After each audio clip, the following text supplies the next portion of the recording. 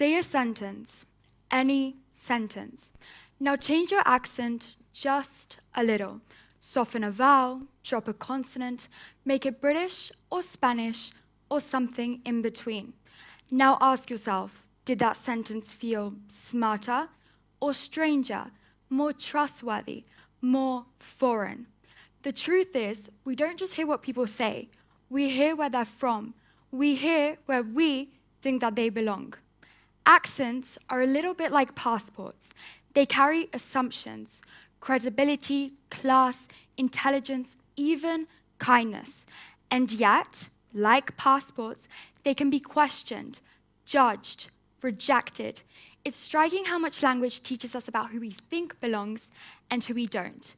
Before I continue, let me present myself today. I'm standing here today. My name is Delia, and I'm standing here today to help you understand just one thing: how complex the concept of identity has become in our world, how it feels like to grow up between languages, between cultures, between places that make you and places that reject you.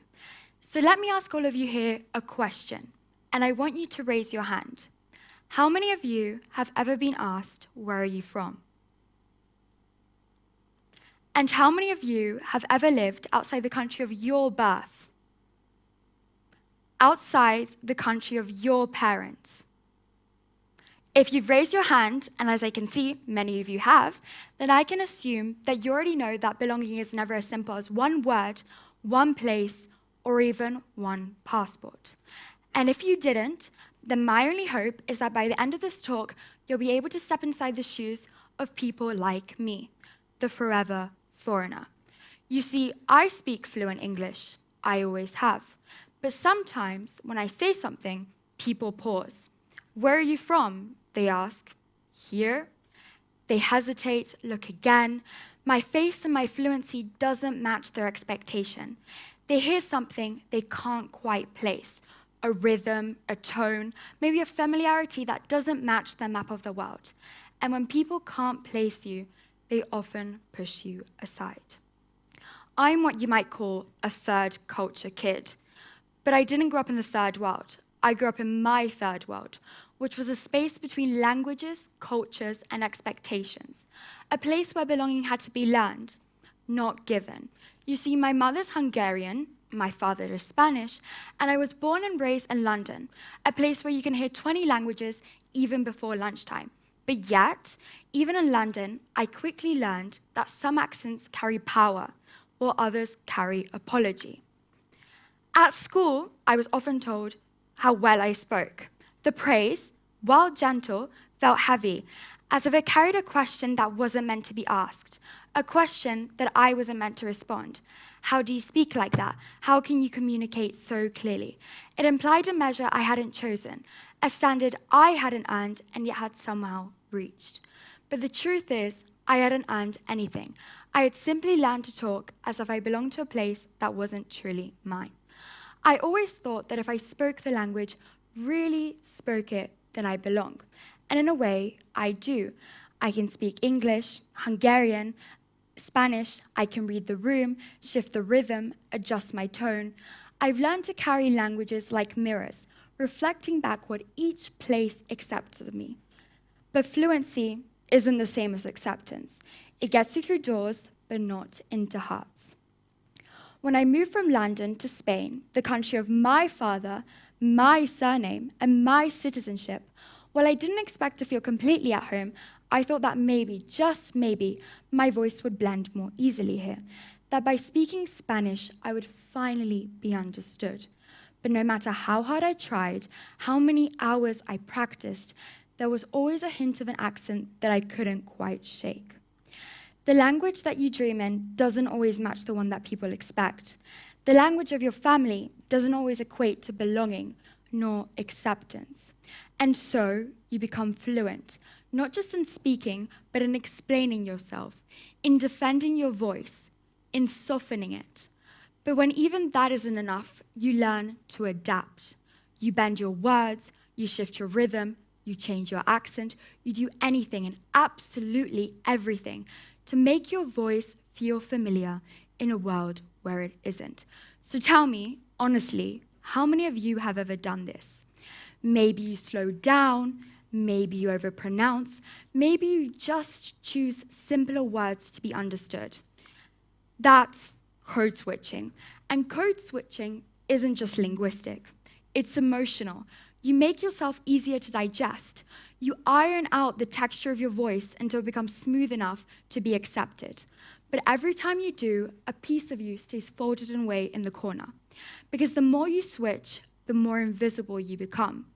And if you're constantly reshaping your voice to fit into the room, whose voice is it really? Because it isn't yours. In England, I'm not quite English. In Spain, I'm not quite Spanish. In Hungary, I'm unplaceable. And so you start to wonder, if every place sees you as other, is it you that is fragmented, or is it the world that struggles with understanding complexity? I used to believe that identity was something physical, something you can point to, a birthplace, a first language, a passport. But the more I move between languages, between conversations, between the very versions of myself, the more I began to see identity not as a thing, but as a tension, a space in between. A space in between. So, we often talk about identity as belonging to a place, but what if it's made from different places, from contrasts, from contradictions? What if home isn't where you're from, but from the space between all the places you can't go back to? I've grown up living in that in-between, and I'm sure many of you here have as well. Not just between cultures, but between how I see myself and how others hear me. Between sounding fluent and still being questioned. Between speaking clearly and being misunderstood anyways. It's disorientating, but it's also clarifying. Because the longer you spend living in the in-between, the more you start to hear what other people miss. You hear the hesitation in someone's voice when they just can't quite find the right word. You feel the weight of translation, not just between languages, but between selves. You become, in a way, fluent, not in any one language, but in ambiguity. The philosopher Gloria Anzuela once wrote, "A borderland is a vague and undetermined place, in a constant state of transition." And that's what I've come to believe I am, a borderland.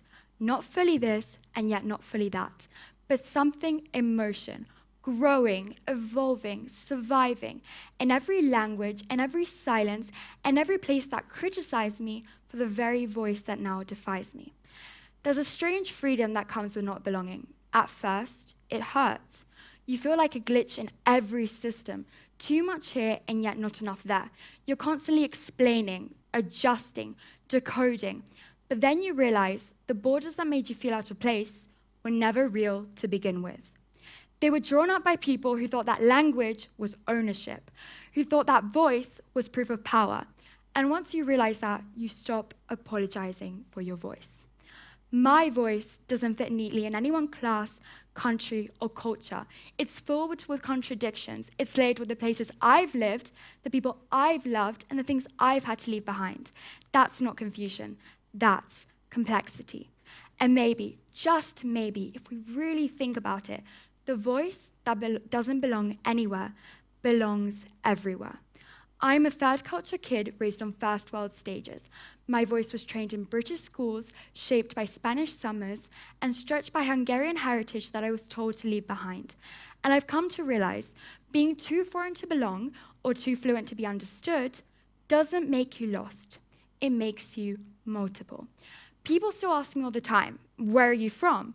I used to freeze. Now I think to myself, do you mean legally, linguistically, emotionally, or existentially? Because depending on the day, the language, the look in your eye, I might answer differently. I could say I'm from the voice that my mother used when she taught me to speak Hungarian. I'm from the accent that my parents couldn't quite shake, even after decades abroad. I'm from the British schools that taught me to speak properly, and the Spanish classmates that reminded me that sounding right doesn't always mean feeling right. So here's what I've come to believe. Belonging isn't a place. It's a decision. It's the courage to show up in whatever language, accent, or tone that is truly and utterly yours, and to keep speaking even when the world demands you to silence it. It's that very voice, that one that carries memory and movement in every syllable, that one that bends between cultures. It's that voice that the world needs more of. It has range, it has resistance, it's you, it's me. So the next time someone asks you, where are you from? Don't shrink, don't hesitate. Answer with everything. Answer with all the places that made you. Answer with the silence that you've had to speak through. Answer with pride in the accent that they didn't expect. Because the world doesn't need more perfect voices. It needs more honest ones. And yours, fractured, foreign, or fluent, might just be the most powerful kind of voice there is. Thank you.